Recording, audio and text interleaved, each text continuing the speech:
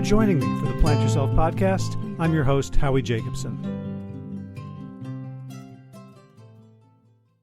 A fun conversation on today's show with Matt Frazier and Robert Cheeke. Matt Frazier is No Meat Athlete, Robert Cheeke of Vegan Bodybuilding, and they are two of the vegan athletic movement's OGs, which I think stands for Optimal Greens.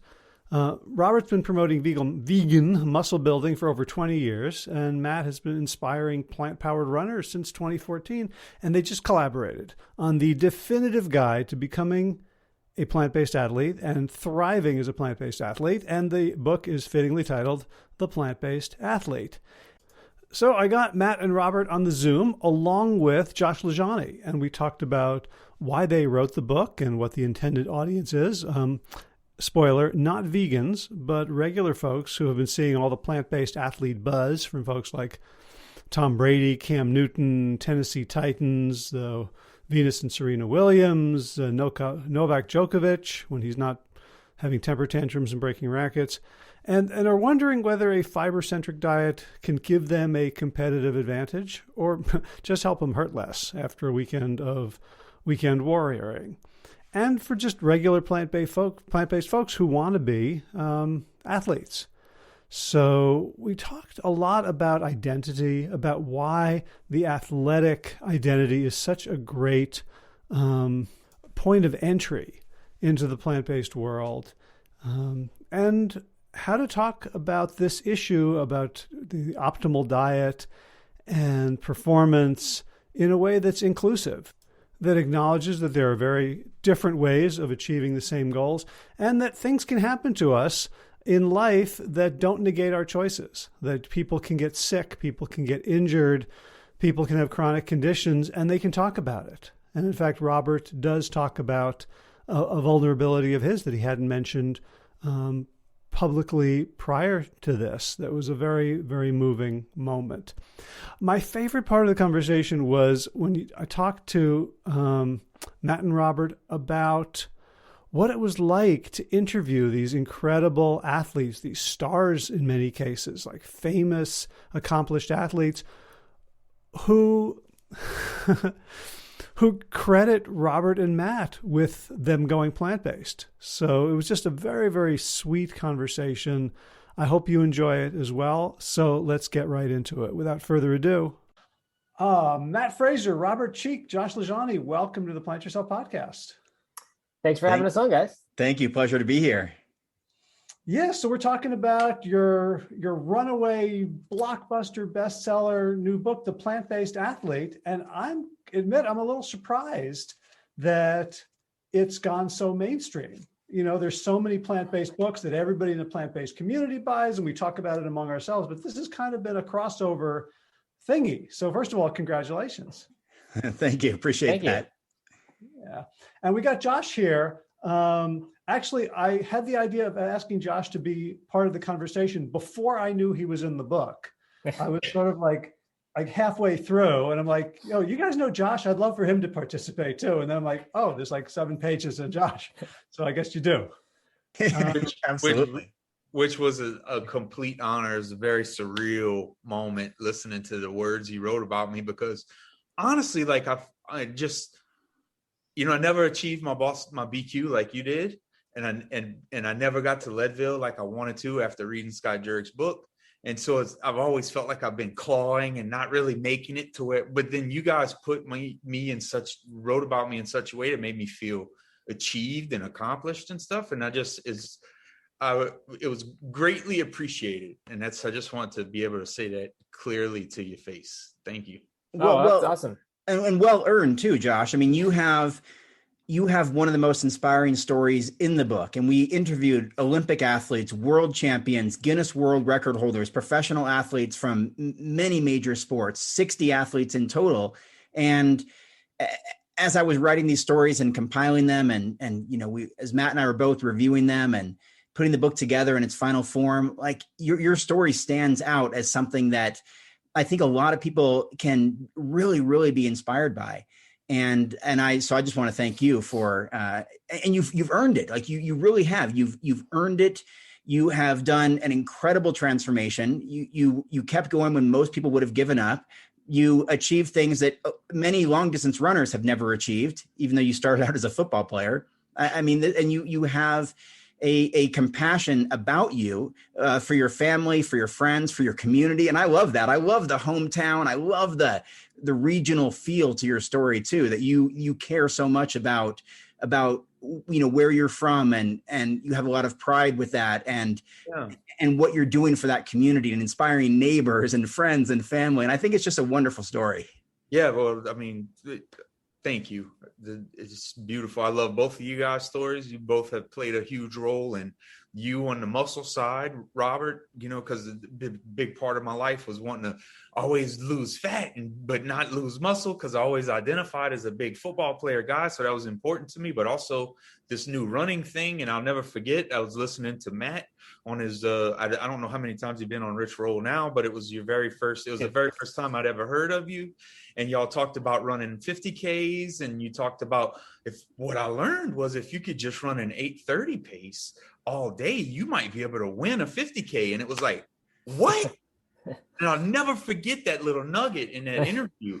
And I just grabbed onto it, and so thank both of you, because you both have inspired me along the way as well. It's not just Rich and Scott and all of the, the people on the Mount Rushmore, which I think you are guys in my mind on my inspiration, Mount Rushmore for sure. And I just thank you. It's just an honor to be here, and we don't need to do this the whole time, but we could. Yeah, so I'll jump in with a call. Yeah, and Howard Jacobson is, let's not get started on him. I love you, bro. So I'm curious why you guys wrote the book. Like, what did you see in the movement in your own lives that was like, this is needed right now? Yeah, so that kind of happened in both of those ways. It was like the timing worked out, and perhaps that kind of what combined to make it have the success it has. Like for Robert, we both were around at the kind of beginning of this, like, I mean, he much longer than I. Robert became vegan in 1995, I think. Me, I've been plant-based now for 12 years. But like, 12 years ago for me, that's when No Meat Athlete started. And that's when he'd been doing his message boards for a few years by then. So like, that was kind of, to me, the beginning of the internet and the rest of the world starting to learn about plant-based fitness. When it got to be beyond just the very handful of rare cases here and there.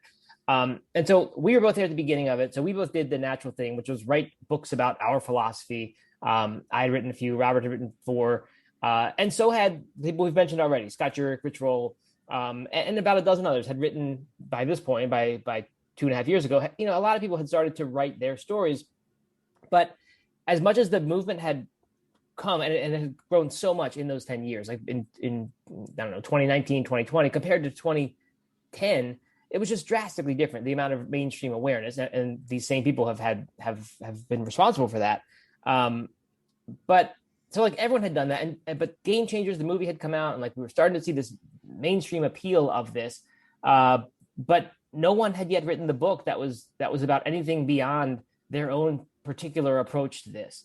There were some things that existed, but none that had been done in the way that I think was marketed and meant for really a mainstream audience. And so that's when Robert came and pitched this idea to me, and I guess it was 2018.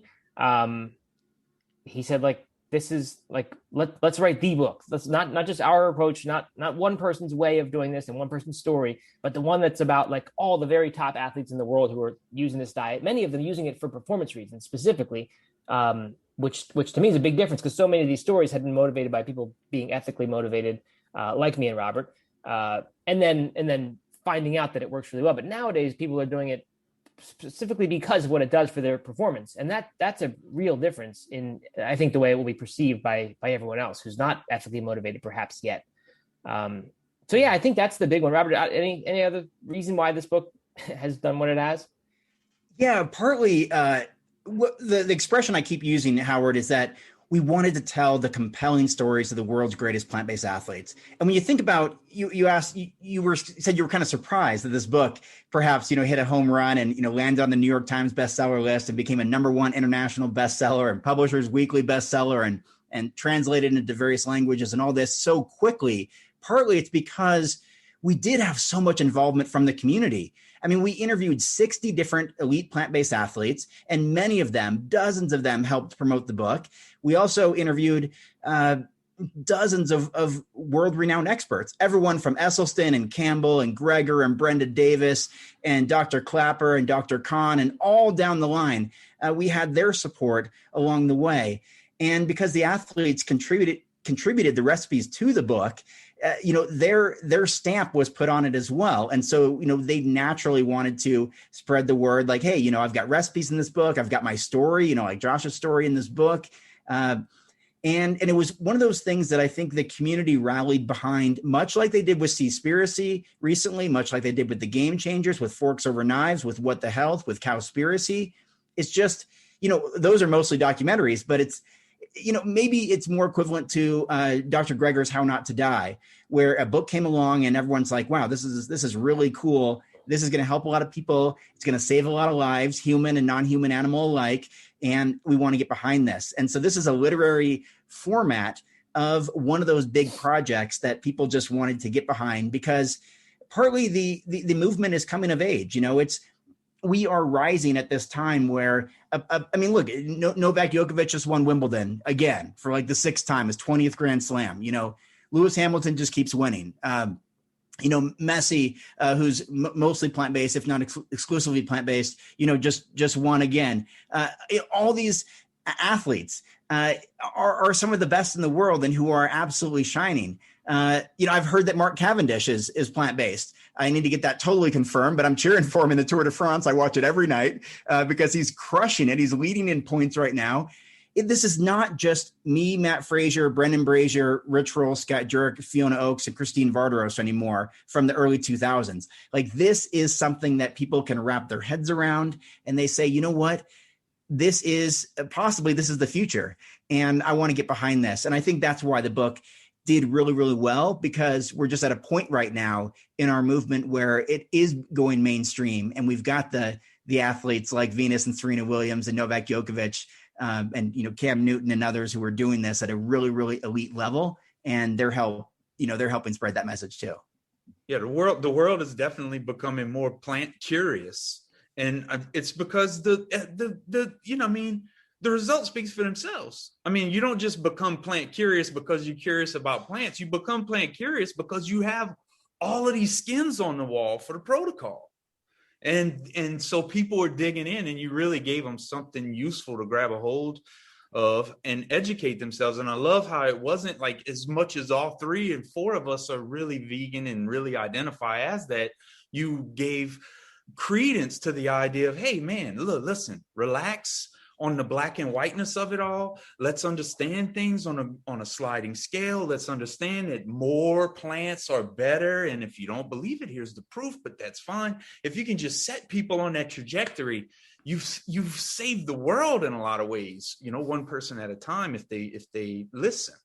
And that's why I think it's so popular, is people are plant curious because of all of those names that you just mentioned, and people are getting there. Wait, he's plant-based too? Well, what? Let me see. What does that mean?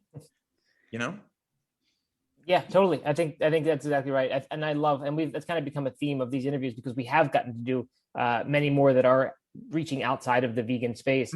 And they all often end up kind of boiling down to eat more plants. Like, we can all agree more plants are good. And, no radio host disagrees with that statement. So I think you're right. I think the book has really tapped into that. And I don't know, I guess it was a conscious decision. Just as the book came about, it became clear, if we wanted to reach this audience, that would have to be the message. And so, of course, we do say more plants are good, and there appears to be no limit to it when that stops being true. So you should just keep eating more plants, and you'll be better if you go all the way than if you don't. But if you can't even fathom that right now, that doesn't even need to be your goal. Just start by eating more plants and see what happens. Because that's how I got to do it. I just started eating more plants, eating less meat, which I was ethically motivated, but I didn't plan to go vegan. I just wanted to become eating just fish. And I did that. And then I was like, well, this feels great. I'll go further. So I think that idea of I just want to go to the next step and see what happens. I think that's really powerful. And I think that appeals to a lot of people in the mainstream. Right. And it's so interesting that, over the last 10, 15 years, it's really being couched in terms of performance rather than here's, okay, you want to be vegan, here's how not to have your athletic performance suffer, right? Like when I started joining the movement, I think there's still this kind of this debate. There's different like dietitians, and some of them are like, this is the best diet for your health. And they're sort of, channeling Campbell, Greger, Esselstyn, Barnard, McDougall, and that. And then you have a bunch of other dietitians who are saying it's not necessarily that much better than a clean diet that includes other things, but you need to pay special attention because there are things you're going to miss out on. And there's not a big difference between those two stances, except like dogmatically, like they became two camps that really kind of hate each other. And I love how you very elegantly skirted that whole argument. Go ahead, Robert. And we really wanted to try to include people from both of those camps in the book too. We have a quote from Jack Norris, who's more on the with Jenny Messina and the other camp that, maybe it may not be that much better from a nutritional standpoint, but they have this ethical imperative, that's on their side. And then we have Campbell and Esselstyn and others who are on the absolutely this is superior nutritionally. And there is some gray area there. Like Josh was saying, it's not just black and white. You can, you can make an argument for a really, really healthy diet that includes some fish or something like that versus 100% plant-based. But then there's the different ethical, moral arguments you can make, or personal preferences or stances you can take. But what we wanted to do was to really include a variety of different experts and dietitians, nutritionists, doctors, PhDs in this book, getting their input. And something I wanted to mention, Howard, I thought you'd appreciate. We also, I think more than perhaps any other plant-based fitness book, included more scientific studies and in this book. And partly we just have more to choose from. I mean, you no doubt have followed and you co-authored a book with Dr. Garth Davis, Proteinaholic, and Dr. Davis is posting, it seems like every week, a new study on a plant-based diet and the benefits, including some studies done on athletes, and not just endurance athletes like the Montreal study that came out in April, I think, February or April, but strength studies as well, using males, aged 19 to 34 who have goals of building muscle mass and strength, and finding out that after 8 or 12 weeks, the results for those on a plant-based diet versus those on omnivorous diet are exactly the same. Like they're building the same amount of strength. They're maintaining the same amount of muscle mass. But then we can talk about some of the long-term benefits of a diet that doesn't have the dietary cholesterol, that has lower saturated fat, that doesn't have class 1 or class 2A carcinogens, that does have high antioxidant content, that is packed full of fiber, that's loaded with phytonutrients and vitamins and minerals and water. And then you can see, the health and longevity benefits of one of those diets versus the other. So I think that's another reason why the book is done well, is because not just the names on the back of the book or those who endorsed it, but the fact that people are recognizing now. They see it on, their Yahoo News feed or their, social media or on television. A new study comes out about the benefits of a plant-based diet. They just start hearing more about a plant-based diet and realizing that, well, they're active, they're fit, they're an athlete. Can this be done? They look it up and they find out there's an entire book on this subject that's brand new and that's doing well. And I think that also attracts people. Yeah. And one thing I love about this whole domain is that there is gray areas, there is debate. Like I'm reading some really smart people who are like, no, a plant-based diet there isn't the proof. There isn't like it's very complicated. And I'm not just talking about the keto warriors, but people that I really regard as brilliant, well-read, ethically minded, like they're not trying to sell anything. They're not quacks in any sense. And they're saying there's still a lot of gray area around this. And so what are we going to wait for? We've done all the epidemiology, and epidemiology is extremely messy because there's so many other factors involved. We've done a few randomized controlled trials. There's more and more thanks to Kevin Hall at the National Institutes of Health and that. But we're not going to get the long-term randomized clinical trial of randomizing people to one diet or another, following them for 30 years and seeing what happens. But Josh and I were part of a company that tried to get a study going, a very, very minor, small, modest study. We couldn't do it. It was too hard from all sorts of perspectives. And what you guys are saying is with athletics, the proof is in what you do tomorrow. Mm-hmm. Like there's a level of like, we don't have to talk about dogma. We don't have to talk about epidemiology. We don't have to talk about study design. Eat this way for 6 weeks, see what happens. And for all of us, it was like, oh, like, you could show me whatever study you want, but my own N of 1 is more relevant than anything else. Yeah, and it also the same applies to me, like to just to how you feel, because I think it's like there are a lot of diets that work in the short term. Like a paleo diet's going to help you build muscle quickly if you really want, and if you do it kind of correctly, and not even if you do it incorrectly, I guess you could still build muscle in the short term, doing a detriment to your long term health, but whatever. But yeah, I think like that's kind of what we wanted to do, was just show that like this is absolutely worthy of consideration when you're talking about short term performance. If you don't have the patience to even think about long term, which a lot of people, unfortunately, that's how they are, right? They're not going to think about ethics. They're not going to think about the environment. They're not even going to think about long-term health. It's how am I going to feel tomorrow when I start eating this way? I think when you see top athletes doing this, that helps with that argument and helps you think like this might be the right short-term choice for me because it's going to make me feel better and look better next summer at the beach. And so, the other diets, I think for a while have had the advantage that like they're going to be better.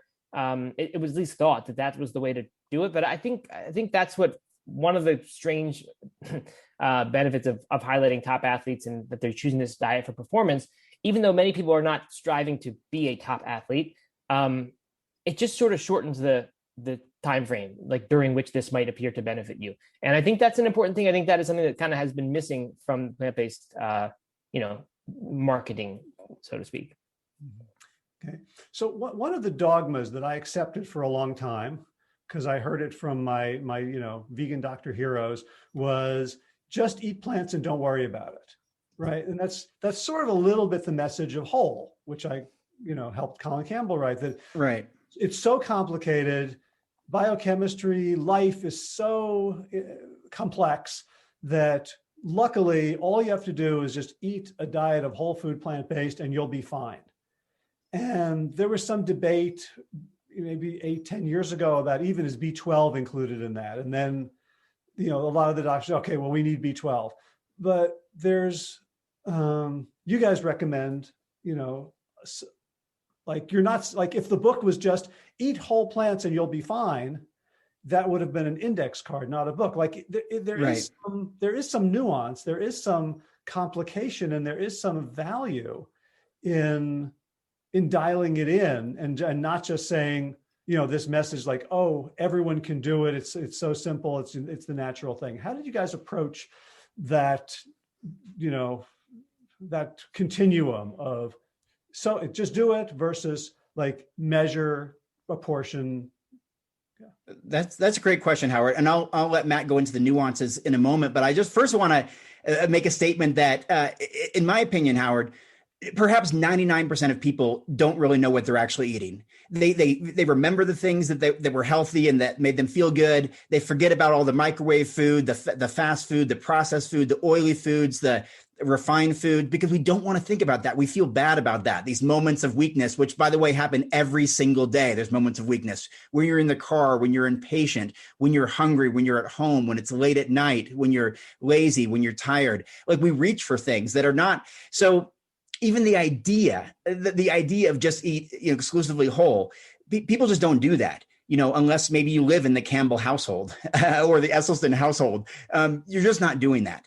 And also, I think 99% of people have no idea how many calories they expend per day and no idea how many calories they consume per day. This is the fundamental reason why there is there's an issue with obesity in our country. Obviously, it has to do with the processed foods and empty calories and very cheap calorie dense foods like sodas and candies and pastries and subsidized foods like fast foods. And we can, obviously, I know your book, Sick to Fit goes into some of that stuff and all that, maybe a separate topic. But I just want to mention that right up front, that I think most people are not truly aware of what they're eating. And as someone who competed as a bodybuilder for 10 years and had to document this stuff, I had incredible control over my outcomes. I was able to put on I put on 100 pounds. I'm like the opposite of Josh. I actually put on 100 pounds during my entire journey, from a 120-pound teenage vegan distance runner to a 220-pound champion vegan bodybuilder. But I put on, 50 pounds in a short amount of time because I was eating a calorie surplus combined with weight training and all this kind of stuff. And then when I had to lose body fat to get ready for competition, I would drop 20 pounds in a short amount of time to get rid of the body fat and get rid of some of the water weight. And I just knew how to do that because I was aware of some of those things, like calorie, intake versus expenditure. What we're not suggesting is that you count every calorie, but what we're suggesting and recommending is that you at least take an inventory or audit your diet and training, for a week or so to get to know more about yourself. I've often said one of the most eye-opening things you can learn about yourself is what you actually eat in a week, because it will surprise you. You will discover what you are basically addicted to. Some of the foods that you're not eating. You may have been plant-based for years, maybe even decades, but a salad doesn't come on your menu for days in a row. These are things to be aware of. Or, wow, I didn't realize I eat so much white refined bread. I just didn't realize that. Or that I have oil 3-4 times a day. And maybe it's not inherently bad, but the amount that I'm consuming leads to all these excess calories. And no wonder I'm having a hard time losing weight, those kind of things. So first of all, I think it's using something like the Harris-Benedict calculator to determine what your calorie expenditure is, and then using Chronometer or MyFitnessPal to document your calorie intake for a week will give you a bird's eye view of what you're actually doing, like what your behavior is. And then from there, Matt can talk about some of the specific nuances that, you do need to focus on certain vitamins and minerals and have these things complement, a regular whole food diet if you are athletic minded. That kind of stuff right there is why this book is a home run, because that is beautiful. You nailed it. That's the way to couch all of that very technical, the very technical component is it, which is daunting to a fat person trying to get into this, trying to move, but to be able to think about it in the way that you just explained it is beautiful, man. Just, it's a huge help. Thank you. From someone looking back at what I needed back then, and I had to kind of cobble it together on my own. You got it all laid out there beautifully. Thank you. And imagine the control that you have when you know that, when you know, of course I'm not losing weight because I'm in a calorie surplus every day and I'm eating empty calories and I'm drinking my calories. No wonder it's not working. What if I just walk a little bit more? Or what if I just cut this food out? Or what if I, stop eating the processed foods? Right. Owning the temporariness of it. I'm going to just check this out for a week. That's so less daunting than I'm going to have to do this for the rest of my life if I want to lose all of this weight. Right. No, it's about exactly what you said. Let's take inventory. Let's look. Let's be real. Like Eliud Kipchoge says, number one rule, do not lie to yourself. Yeah. And the way to not lie to yourself is actually record what's happening, record the data, and it's beautiful. And we get a snapshot. We don't have to do it forever or commit to forever, but let's see how many Twix bars we eat in a day and actually calculate that against what we burn in a day. And let's get real. Let's talk about it in real terms instead of like wishy-washy terms. Well, I eat a plant-based diet. I don't know what's wrong. Whoa, that's not nearly specific enough. I think there are a couple things going on. Like one is that a lot of the doctors, they have a tremendous understanding of the theory, but they're often not as good at the practical applications of it. And I think it's an easy mistake to make, to be a doctor, see from this high vantage point and say, look, if you just eat whole foods and take some B12, you're going to be fine. And 50 years from now, you're going to do as well as anyone else and hopefully better if you eat this way. But like you said, Howard, like that would be an index card of a book, and that message wouldn't spread, and almost nobody would actually do it because there's not enough there. I think it's not believable. It doesn't seem like something that you can do, especially when we've had this reductionist view of nutrition all of our lives. To have something that radically different, while that may actually work, I don't think it's something that is palatable, honestly, to a mainstream culture who thinks that it can't be that simple. And it's not to say that this is all, hand waving and kind of faking that you need to be this careful, because a lot of the athletes in the book, there are a few of them who do eat, in this sort of like more by feel way, and they just eat whole foods and they eat what their body's craving. They don't really think about the numbers. There are a few like that, But most of them, because, high level sports, like there's probably some more nuance that is required. I mean, in terms of, gaining or losing weight, losing body fat, there is more nuance that's required. And those are things you can control by, thinking more granularly than is this a whole food or not? And you can actually think, what nutrients is it composed of and what things is it going to give me? So I think that's a big part of it. As for like the supplements specifically, I also think that a lot of people have this idea that if they admit that a plant-based diet needs supplementation with it, and that the more supplements you say are helpful for a plant-based diet, the more you are weakening the argument that a plant-based diet is a good one. And I don't really believe that at all, because I think if you look at the science, like to me, if a plant-based diet with these handful of supplements is going to be better than the alternative, an omnivorous diet that doesn't have a lot of supplements, I'll take the plant-based diet with supplements. Like I don't really care about whether it's supposedly more natural or not. So like I guess to me, like if you look at these supplements that we recommend in the book, there's of course B12, there's D3, DHA, EPA. These are the ones that, while B12 is sort of now, thankfully, the almost universal one, these other ones are becoming more and more accepted by vegan doctors. And then you've got the other stuff that Dr. Furman's recommended for a while, the iodine, zinc, K2, selenium. There's some things that you can get from food if you really try, but if you're not going to put that much effort, again, coming back to the practicality, if you're not going to put that much effort in, it pays to supplement with them. To me, the risk there, like there's not a great risk of supplementing with these things. Some of like if you take too much D, that could become a problem. But most of these things, like the cost of supplementing when maybe you didn't need to, it's not a very high cost, right? There's the cost of actually doing it, but the health risk is minimal. Whereas to me, the risk of if you're a certain amount of people can't adequately convert ALA into DHA and EPA. So they should be taking the DHA EPA supplement. But you don't really know that unless you go get tested and figure it out. So if you're not going to go to that, then there is a cost if you choose not to supplement. It's possible that 30 years down the road, your brain's not going to be in great shape because you didn't give it these omega-3 fatty acids.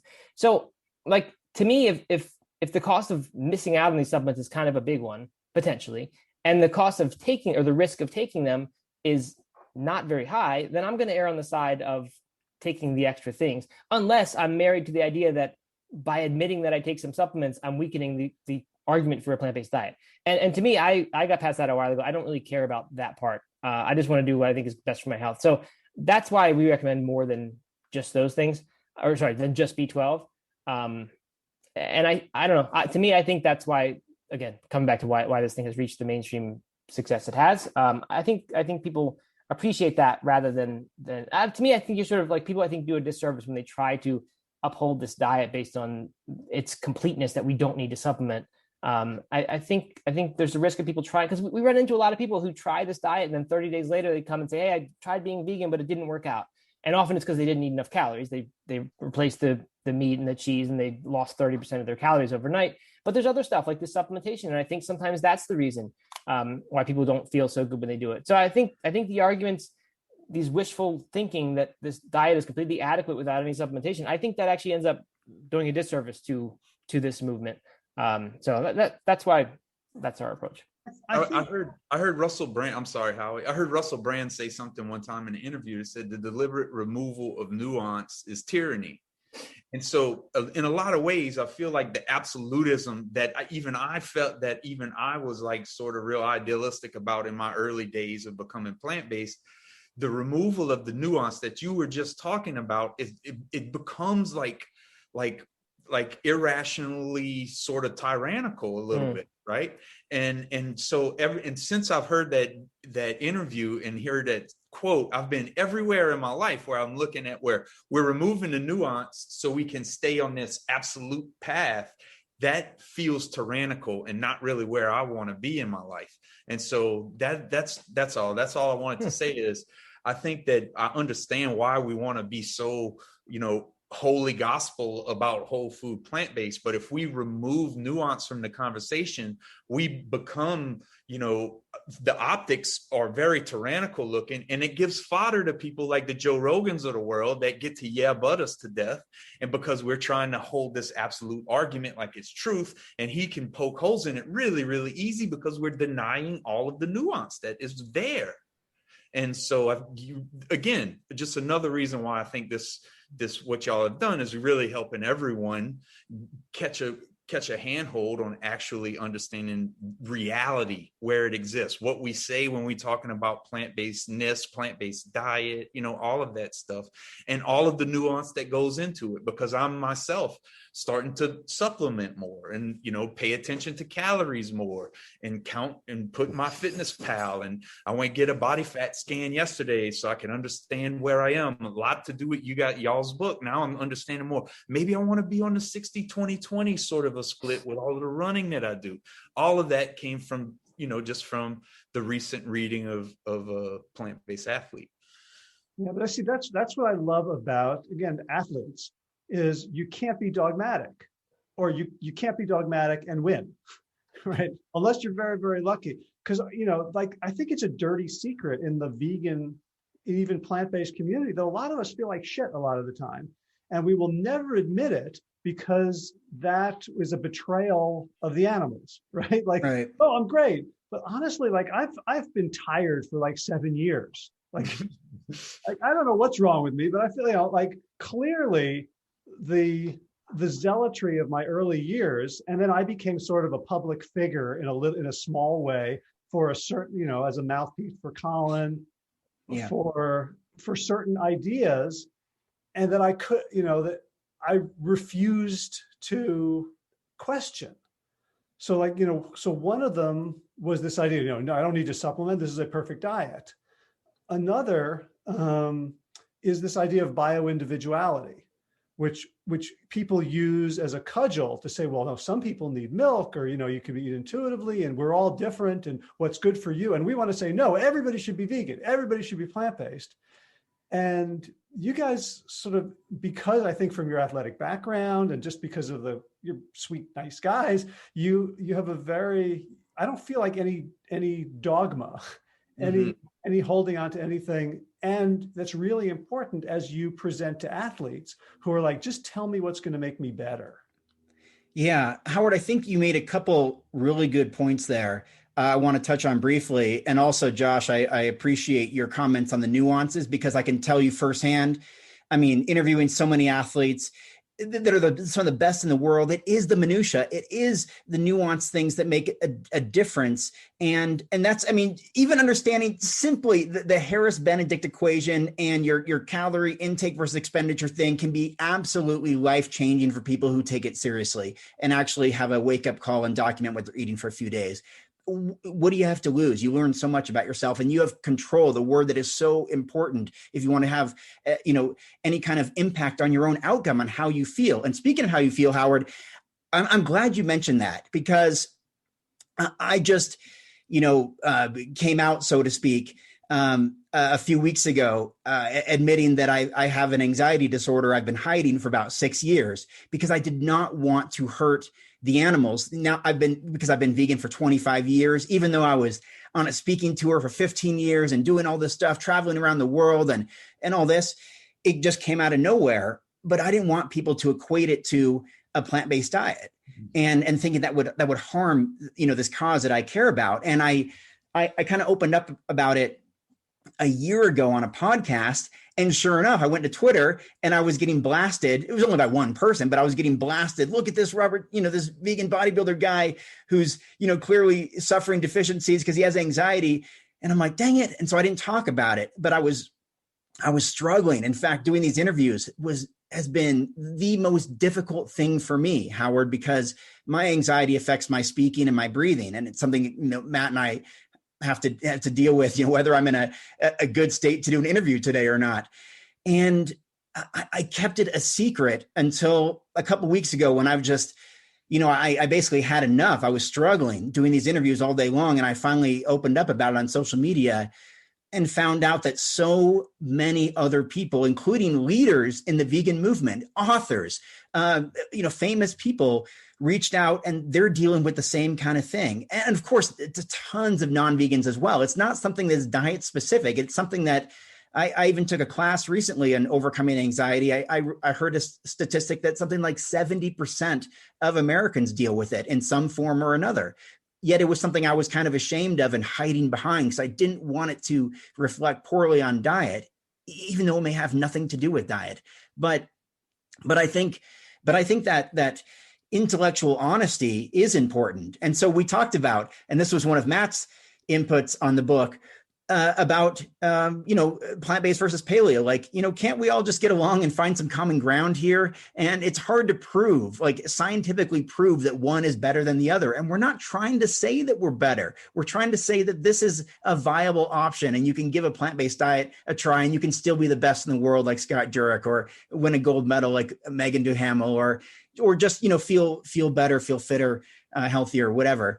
But I think it's important that you mention that, Howard. And one more thing, because I mentioned this in a recent podcast, which I'm not going to say who it was with, but she mentioned off camera later on that, much like you, Howard, she said, man, I just didn't want to admit all my health issues to my listeners because, I have these different issues that I'm dealing with. But one thing, not only Josh and Howard, you both mentioned this absolutist or absolutism, if that's even a word, fall into absolutes, but also another word for me was perfectionism. Mm-hmm. When I was writing my book, Shred It, which was all about a whole food diet with fitness, I was super inspired by Dr. Campbell, and he really inspired that book and he endorsed it.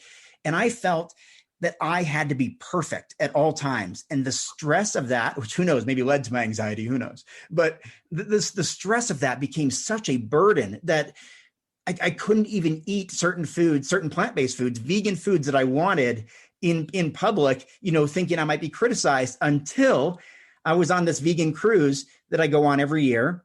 Matt goes on often as well. And I saw Dr. Campbell up there eating vegan pizza at midnight. And I have photos with Dr. Greger holding a plate with vegan pizza on it that he's been eating. And I realized, my heroes in the vegan and plant-based and nutrition world have some room for flexibility. They're not always as perfect as, the words that come out in their lectures or even in their books.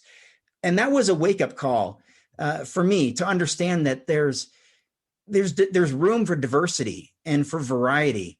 And for, as long as it's, ethically minded, of course, plant-based and vegan, there's room for these things like pizza and ice cream and burgers. And for a while, I wasn't so sure that was the case because I was so focused on perfectionism. And I think that has to do with my upbringing, my athletic background, my dedication to, academics, all these other things. But I think it can play out in the vegan world too. This idea of perfectionism, but then if it's all or nothing and we come up short, we then say, well, okay, I'm just going to give up now on the whole thing. So, right. I'm glad you brought that up. And there's also the real actual need of actually doing the thing to get the results, and so that's more nuanced to talk about. You kind of more idealistic and stringent in the beginning, and you figure out the areas to relax and where to really match your long-term goals, what's sustainable. And I think we're always in a flux in that part of our lives, like constantly pulling levers and messing with the equalizer board and getting exactly what we want, given where we are in history right now, where we are in our historical sort of timeline right now. And that's very important to give room for all of those nuanced, marginal little things that don't really matter a hill of beans in the long term. It's your this desire to stay absolutely pristine that's going to break your consistency eventually. It's when you're able to give a little and bend in the wind, you're less likely to break. And I love also, while I'm thinking about it, I love what y'all said about paleo, because I've told people, and I've told Howard, I've told people over and over, my very first step to becoming plant-based was going paleo. and actually doing the thing. Because I remembered after reading you guys' book was, oh, that's when I gave up dairy. That's when I stopped drinking milk, was when I went paleo.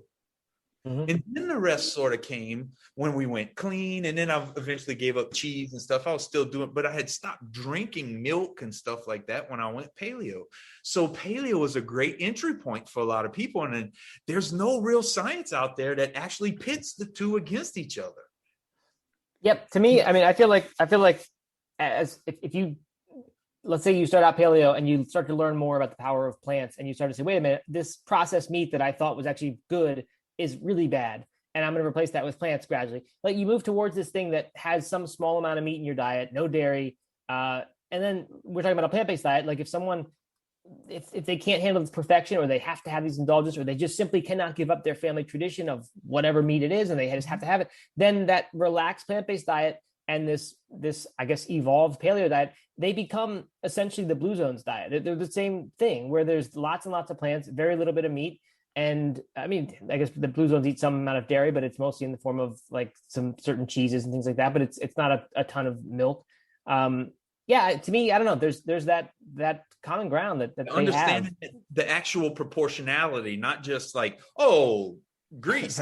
It's a Greek diet, tons of olives and olive oil and fish. Right. No, man, that's your idea of it. And that's the issue, is people's idea of what paleo is gets started. Yeah, it becomes keto or plant or like carnivore almost. And I think, Matt, that's the word Matt just hit the nail on the head there. Finding common ground, right? That's why I think our book is resonating with people, is because Howard said we're not dogmatic about it. Even if in our hearts we feel this ethical minded thing, that's not how you communicate the science of a plant-based diet with people in a way that it's palatable for them, that they're going to embrace it. You got to find some common ground. So we realize the paleo diet's popular. We realize that keto diet's popular. We realize that the omnivorous diet's the most popular diet, followed in the world right now. And so we meet people, where they're at, and find some common ground. And like Matt said earlier, and like it's echoed in the Blue Zones and in all of our work and in your books and all of our work, is that if you just add more plants to your plate, put more plants on your plate, that is the key. You're never going to get to a point you're like, dang, I wish I didn't have those vitamins and minerals and nitric oxide and antioxidants, anti-inflammatory compounds, and dang it, all that fiber. Man. Well, okay, maybe too much fiber. You sit on the toilet. You're like, okay, I could maybe. I need a break. Yeah, but yeah, that's the thing. You're going to find some common ground with people when you come at an approach that it's not I'm right and you're wrong. Anytime you tell someone they're wrong, you lost them in the conversation. Like the argument's over. You just can't do that. And that's, that dates back to, how to win friends and influence people, or any just kind of, common understanding of you can't just go at people with, I'm right and you're wrong, but here's some common ground. Here's things that we both believe. And here's some ways that have worked, anecdotally really, really well for me. And that's an important point we want to make. You mentioned that, Josh, in the first minutes of this conversation, that these are anecdotal experiences. But the fact is, we and Howard echoed this too. It's like, yeah, but that's what relates to me. That's how I experience it. You can tell me all day that this practice or this is really good for this, but this is how I feel. And the fact that we interviewed 60 different elite world-class, and I'm talking like Olympic medalists and world champion athletes, who all basically said the same thing. They all basically said, my performance got better. My inflammation went down. My recovery was improved. Like this, I didn't have to force this out of people in the conversations. That was just part of the conversation. And so I think those anecdotes are important, because as Dr. Greger said in the foreword for the book, it's the science explains these results. When you eat anti-inflammatory foods, you remove pro-inflammatory foods from your diet. When you get more nutrients per calorie as a nutritional return on investment from your diet, when you include more fiber and you cut back on the artery clogging plaque and the stuff that's going to damage blood flow and reduce blood flow, and you take in more nitric oxide to open up blood vessels and healthier blood flow and cell nutrition, these have benefits. And you can experience that firsthand, even if it is anecdotal. You can't say that Scott Jurek results have suffered, from a plant-based diet. They just, he's been doing this for decades. And as Josh said, the results speak for themselves. So we recognize this stuff is first-person story, anecdotal, but it's super inspiring. And it's what people have actually felt and achieved. And it has not slowed them down from being, in many cases, the best in the world at what they do. I want to shift gears here because I'm really curious as a semi-professional interviewer about the experience of writing the book, of having these interviews with these amazing people. And I'm curious about like what made those people agree to say, yes, I'm going to take time to help you. What was their motivation? Were there people that were sort of harder to get to than others? Like what was, because I mean, you guys are known. You're not sort of, like famous, but you're not, I mean, I'm imagining that some of these athletes were inspired by you guys, right? Yeah, maybe you had no idea. It was like, oh yeah, I read No Meat Athlete and, I read Shredded and like, really, who I am? Cause you're like, amazing. Yeah. Like what was that like? Yeah, so I'll let Robert speak to that mostly because he was the one who conducted the interviews and wrote up those stories. So he can speak better than I can. But what you said, Howard, like that was a really amazing part. How many people who are really, really good at their sports, like way, way better than I've ever been in any sport or anything, like read No Meat Athlete in the early days. And I'm sure that's the same with vegan bodybuilding, Robert's site. Like Sonia Looney, who world championship ultra distance mountain biker. She told me she's like been a No Meat Athlete fangirl for years.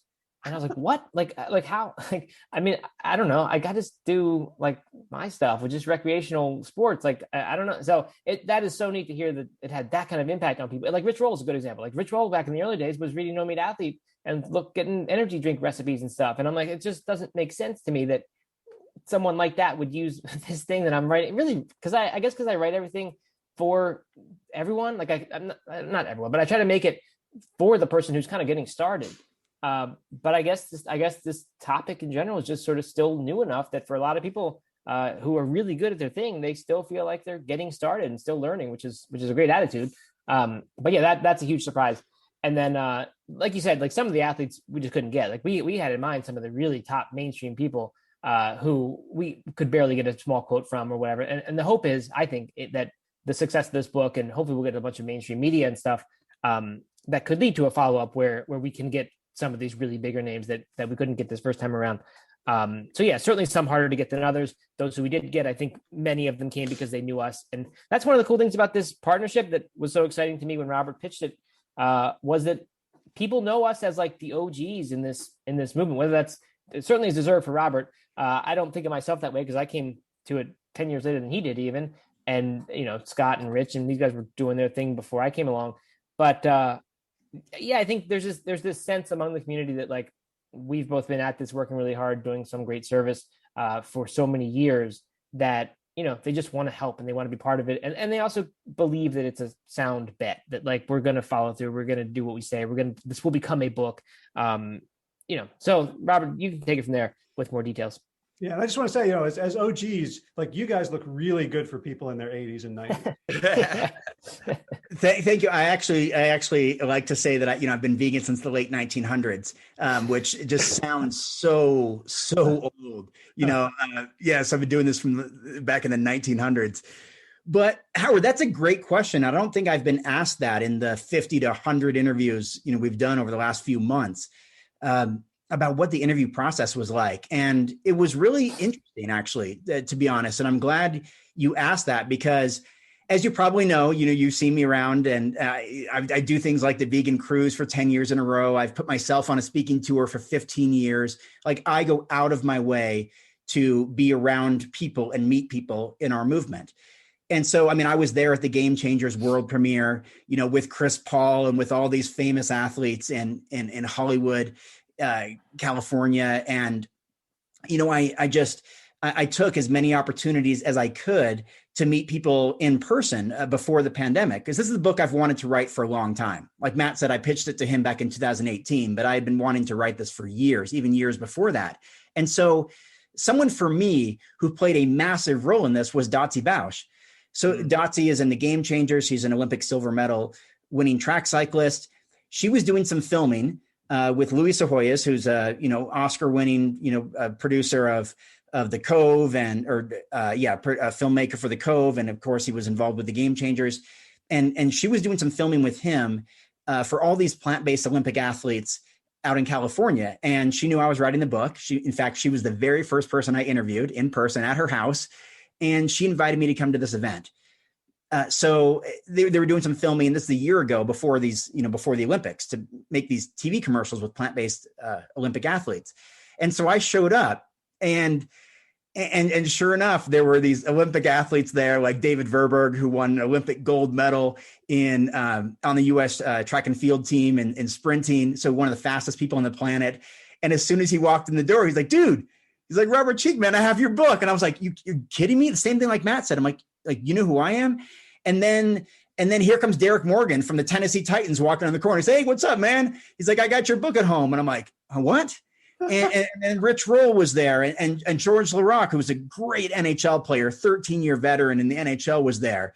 And Heather Mitz, a 3-time Olympic gold medalist soccer player, was there. And Rebecca Soni, who won 6 Olympic medals. And I interviewed all of these people. Rebecca has a quote in the book. I interviewed Heather. I interviewed Dotsie and all these people. And that was amazing. That was in person. And then Rip Esselstyn was another great person to put me in touch with. He's the one that put me in touch with Sonia Looney, the person Matt just mentioned, who's a world champion athlete. He told me about Darcy Gaither, who's the first and only woman to kayak the entire length of the Amazon River. And so I had some people like that who helped me. But it was really my 25 years in this movement, knowing all these different plant-based athletes and reaching out to them that helped to get these interviews going. And there were some that we tried, like Alex Morgan, couldn't reach, or Novak Djokovic couldn't reach. But you guys know I'm like, I hustle, I went to LA for the Game Changers premiere. Then I went back to LA to meet with Dotsie and her crew. And then I went back to LA multiple times to go to the Beyond Meat headquarters because I was trying to connect with Kyrie Irving and some of the Beyond Meat athletes. And I was meeting with Ethan Brown's assistant, and I was leaving messages there, and I was visiting their office and all of this stuff to try to connect with athletes. And some I just came up short. And then this is something that's relevant and important. We really wanted to focus on diversity. I don't know if you recognize, we have just as many female athletes featured in the book as male athletes, and we have people of different races and different backgrounds. And so one of the obstacles I ran into is that last year in the spring was when I was doing most of the interviews via email, when that was when COVID was going on.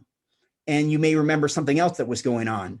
That was during the George Floyd murder. And so there were a lot of athletes that I was trying to reach, but it was a difficult time to reach out to African-American athletes who, because one even told me, he said, Robert, this is not the time, to be asking me to be interviewed for a book when I'm taken to the streets and I'm doing stuff. And I had to be really, really sensitive to that. So there were numerous athletes I wanted to develop bigger stories and include bigger features, but it wasn't the appropriate time to be saying, do this favor for me, or take this time to do this for me. And so some of those athletes, we didn't get to develop those stories as well, like with David Verberg or Cam Awesome or a few others that I really would have liked to. So those are some of the challenges and obstacles that were just inherent in this process. And then Howard, as there were lots of follow-up interviews and back and forth, and some people were just hard to reach after a while, and so I couldn't develop as much of a story as I wanted to. And so that's largely how we determined the 30 or 31 athletes that had a nice big feature like Josh in the book. They were the ones that were the most willing to communicate and do 3, 4, 5 follow-up interviews so we could really tell a powerful story to have the impact that it's having. And so, like Matt said, I think this book will no doubt somehow reach the Alex Morgans of the world, or the Tom Bradys, or these great NFL and NBA stars. And perhaps there's a follow-up version of the book that can have some of these athletes who be like, hey, I would have liked to have been in that. I just didn't know about it, and they may reach out to us. And that's happened in projects in the past. And so we look forward to connecting with some of those some of those superstars in the future, and especially as so many athletes in soccer and tennis and basketball and Olympic sports are following a plant-based diet now, it seems fitting that in the future we'll be able to get some of those bigger names we just couldn't quite reach on our own. Mm-hmm. Gotcha. Well, I just want to let the record to show that Josh kept an admirably neutral face when you mentioned Tom Brady. So kudos. Going wild, but I'm a. And I realize Tom is not 100% plant-based, but he's someone who really helps move the conversation because he's had the longevity benefits of a very plant-centered and plant-forward diet, much like Serena Williams has. And I think that's important too, especially when you're reaching the mainstream audience, people who want to benefit from putting more plants on their plate if they're not ready to go all the way yet. Someone like Tom Brady opens that door and then they realize, oh, well, it's not just Tom, it's all these other people who are doing it 100%. Let me try doing it 100% and let's see how that works for me. Yeah. Cam Newton's vegan too now, by the way. So. Yeah. Right. Yeah. And he's quite a specimen. I know he doesn't have quite the numbers, but that man is just like Superman sometimes. Yeah. So, and former MVP. Yep. And I'll close with this, that for your comment, that I love that the title of the book is about an athlete, because when we were talking earlier about like it's so hard to either be all or nothing, or that like this whole slippery slope and I'm worried about it. My clients who are trying to lose weight or reverse disease, they almost always suffer with this slippery slope thing. Like they do good and then they drop to 20 pounds or they drop their diabetes meds and now like, oh, now I can have a little bit more. And they're constantly in this no man's land of confusion and questioning of what they should do. Whereas an athlete, I remember, Matt, meeting you and Raleigh at the Fleet Feet store, and you hadn't BQ'd yet. You were talking about this is your goal to BQ. And like when we become athletes, we have a GPS that's moving us in a positive direction, as opposed to a sort of a maintenance direction. And what I would love for this book is for people to see themselves as athletes, because I think all of us here don't really think of ourselves as athletes, except that we became athletes. It's not like it was from knowing our stories. It wasn't like that was who we were. It wasn't, we weren't ordained. We're just ordinary folks who decided to take on an identity of athlete. And Matt, you claimed that before you'd done great in a race. Yeah, which is awesome, because that's like, I want everyone, like human beings are amazing athletes. And this is kind of a way in. So I want to kind of get your reaction to the idea that maybe the book is not just promoting plant-based, but also promoting humans are athletes. Yeah, I love that. I wish it were on purpose, and I don't think it was quite that well thought out. But I know, like, I've been fighting that I am not an athlete objection from people for the whole time I've done No Meat Athlete, because I didn't make it. It wasn't meant to be me. And if it was me, I don't know if I would have had the courage to call myself athlete. Maybe, but it meant I was trying to start a site that was for the No Meat Athlete who might find this interesting. And all along the way, when we try to sell shirts at the Veg Fest and things like that, everyone would say, "Well, I'm into the no meat part, but I'm not an athlete, so I can't wear this. I'm not willing. I'm afraid to wear that." But then there's somebody who goes to the gym 3 times a week and runs on the off days, but they don't consider themselves an athlete. But I think what you're saying, Howard, is actually really smart, and I'm going to use that in the future, because this comes up in tons of these interviews. People ask us, they say, "Okay, but this is the plant-based athlete. You're talking about all these elite athletes. But what about the person who, is just a weekend warrior, or they're not even active yet. They just are trying to stay fit." And then we always have to come up with some sort of defense, almost like, as to why this is also good for them and how we actually wrote it for that person. But no doubt, putting calling it the plant-based athlete, that title was designed to be aspirational. The hope would be someone would see that. We knew most people don't consider themselves athletes, but they would see that on a book and say, "That's exciting. Maybe if I read this book, then I'd be a little bit more like that." And so that's absolutely what we want. But I actually really love what you said, that maybe athleticism is, and in fact is, that it's more a mindset than any set of achievements. You don't have to have done anything. You just have to kind of have this thing where you're not in maintenance mode. You don't get somewhere and then you're there. You're like striving to get to some greater level of physical fitness or health or achievement. And that's really all that an athlete is. So I think actually we can say that when we're asked this in the future, that's almost everyone who, like anyone who's even considering this book or listening to an interview like this, they probably have that something about them that is attractive, that says like, wow, like I would love to have that in my life, that kind of purpose and direction towards something. And I know when I go through slumps, that's what I'm missing, that feeling of like, I have this certain thing that this is why I am existing this 6-month period, because I want to do this accomplishment. So I love that. And I think that's something we can definitely use in the future. And also, just to add to that quickly, there are people, including someone on this screen right now, who at times did not identify as an athlete, right? Josh didn't identify as an athlete for a while, post-football injury. And Dotsie Bausch did not identify as an athlete until she started cycling to help with her, with some of her eating disorders and some of her, drug addiction and overcoming that kind of stuff. And it's this idea that Rich Roll talks about, John Joseph talks about, Sonia Looney talks about, and Matt and I have been talking about, of just showing up day after day. If you can just show up, all of a sudden you become an athlete. Like, I like that, Josh. You said, no one ordained us as athletes. Like, I can't remember a time when someone said, oh, this is Robert the athlete. I just showed up, as a kid, and I just showed up and I loved to play and I love sports. And all of a sudden I became a pretty good athlete and was able to compete at the collegiate level. And then I discovered this weightlifting that I had no business doing, but I enjoyed it. And I showed up day after day after day and became a champion bodybuilder in a sport I had no business being in, from being a very, very thin long distance runner. But this idea that you can identify, and it's like what Matt says, now you can pick yourself. You don't have to wait for someone to say that you're an athlete. You can say, you know what, I pick myself, I choose myself.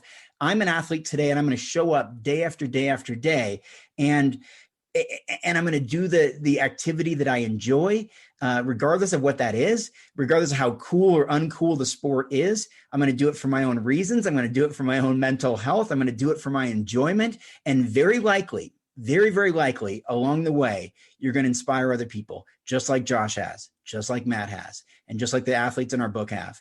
And I think that's one of the great closing moments and lasting impressions we want to leave, Howard, is just show up every day. And you can identify however you want to as an athlete, but the more that you show up, the more you pick yourself and the more you choose yourself. And you don't have to wait for anyone else to tell you you're an athlete, because you're doing it, you're living it, and you embody it every day. Yeah, nobody has to tell you. And pointing out the proof sometimes helps people. I deal with a lot of morbidly obese people reaching out to me and so they don't, like, they're very hesitant to think about themselves as an athlete until X. Right. Whereas when you point out the proof to them, how they're out athleting people around them every day right now, think of that skinny guy who's faster than you. Now put 200 pounds on him. How fast is he? You're going to crush him all day, every day. He can't get on a bus and get off a bus and go grocery shopping and get in and out of the car with 200 extra pounds on him. So your athlete is today. And let's start flexing him. Let's just recommission that passion to, like, oh, you know what? Maybe I am an athlete today. I don't have to lose all of this weight first. And I love the word athlete. I think we're default athletes as animals. It's what's driven our evolution over eons. And so the sooner that we can accept that, the sooner we can become our most authentic human version of ourselves. And that's just my take. Beautiful. Yeah, I love that. And this is bigger than being an athlete. It's bigger than being able to throw far, run fast. When Robert, we used to like showing up, like that's what we're asking people to do in the world. Like, there's, everything's on fire right now. We need people to show up day after day and not, oh, I'm going to be an activist for a week, but oh, it's too terrible, I give up, or I can't stand the cruelty and the suffering, I'm just going to go back inside. Like the physicality of chasing athletics, I think that, there's research on this, but just intuitively makes us stronger as human beings. If you want to show up for animals, if you want to show up for social and racial justice, if you want to show up for environmental healing, if you want to show up for love, then you've got to you've got to train your tool, your physical body, which is the thing that's going to be showing up. And I really want to honor you guys for having put it in such a powerful and accessible volume. Well, thank you so much. Really appreciate that. And thanks for the platform and the opportunity to talk with both of you today. And what a pleasure it's been. And thank you so much for your authentic feedback about the book too. We worked hard 2.5 years to put this thing together, interviewed 100 different people, athletes and experts, and spent a year revising it and just making it the best resource we could, because we wanted it to be that standalone book. We wanted it to be the how-to book. This is the book. You want to be a plant-based athlete? This is the book you go to. So the fact that actually resonated with both of you, who we hold in very high esteem and take your words very, very seriously, that really means a lot. So thank you so much. Where can people follow you? So the book, of course, is just about anywhere books are sold: Amazon, Barnes & Noble, Books A Million, Bookshop, IndieBound. I mean, your local independent store probably has it, but you might want to call, make sure. So we're on Instagram. #NoMeatAthlete_official is our brand account, and mine is Real Matt Frazier. Robert, you've got a couple Instagrams as well, right? Yeah, I'm mostly on Instagram these days at Vegan Bodybuilding and Fitness, or at Robert.Cheeke. And of course, I run veganbodybuilding.com and Matt runs nomeatathlete.com. We brought the strength community and the endurance community together for this book. And I think it was a really beautiful partnership. And that's what we've seen so far. Awesome. Well, thank you guys so much for the work you've done for decades, your OG work, your latest work, for taking the time today. Thank you, Josh, for jumping on. And thanks for having me. It's an absolute honor, guys. Really. This is like a pinnacle moment. Love it. Us too. So, all right. See you guys around. All right. Sounds good. Thanks a lot. Thank you so much. Really appreciate it. All right. Hope you enjoyed that. Hope you go out and get the book and support these fine gentlemen, and support yourself with a athletic plant-based lifestyle as well. So in garden news, it's blueberry season coming to an end. Basil season still going strong. Lots of herbs and flowers. And the grapes are starting to look like grapes, which means it's probably time either to gift them to the birds or to cover them with some kind of mesh. I'm thinking of covering them because I haven't had a good grape from our Scuppernong vine in probably 4 or 5 years, since that terrible February that I decided to listen to YouTube and prune it down to basically sticks and twigs. Hasn't yet recovered. Hopefully this year it will. In movement news, man, my right knee is bugging me like crazy. I started running a little bit on the road, and that may have contributed to it.